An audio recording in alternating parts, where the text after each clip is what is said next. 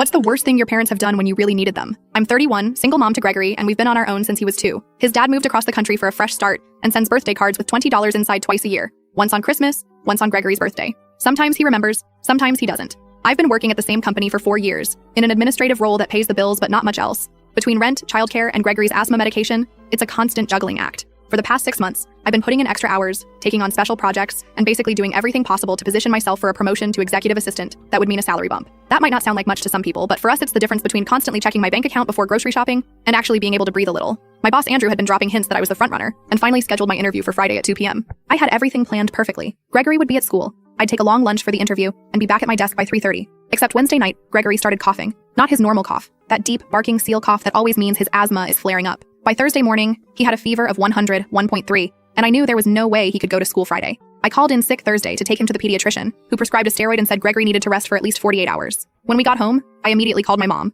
This is where I made my first mistake. I assumed that given the circumstances, she would help. My parents live about 25 minutes away in the same suburban development they've been in since I was born. My dad is semi-retired and my mom doesn't work. They go out to dinner 3 times a week, take weekend trips to their lake house, and generally live a comfortable life. They've always been emotionally distant, but they've occasionally watched Gregory in true emergencies. When I called my mom and explained the situation, there was this long pause on the phone. Then she said, and I wish I was making this up. Oh honey, this weekend isn't good for us. Your father and I are going to the Williams anniversary party Saturday, and I need Friday to get my hair done and prepare. You know how these things are. I reminded her that this promotion would mean financial stability for her only grandson. I wasn't asking her to watch Gregory for the weekend, just for 2 hours on Friday afternoon. 2 hours. She sighed that long, suffering sigh I've heard my whole life and said she just couldn't rearrange everything last minute, and that maybe this was a sign I needed to reevaluate my priorities as a mother. I hung up before I said something I'd regret. Then I called everyone else I could think of. Friends, neighbors, even Gregory's friends' parents from school. But with such short notice and him being sick, nobody could help. I tried calling my boss to reschedule, but he was in meetings all day. I left a message with Isla and HR explaining my situation and asking if we could move the interview to Monday. Friday morning, I got the response. Andrew had a packed schedule the following week, and Juliet from HR explained they needed to make a decision by Tuesday. The interview had to happen Friday or not at all.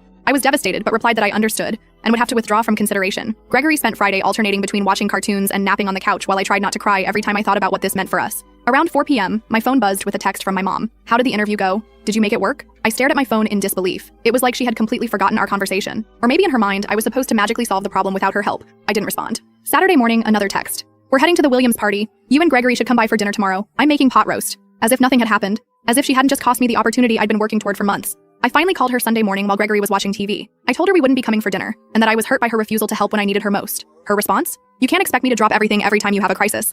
I raised you, and now raising Gregory is your responsibility. Because here's the thing. My parents have no idea what's coming. They think I'll just forgive and forget. And honestly, I can't wait to watch them face the consequences of what they've done. I can't tell you what happened next in this short video. The full story is on the channel, link below.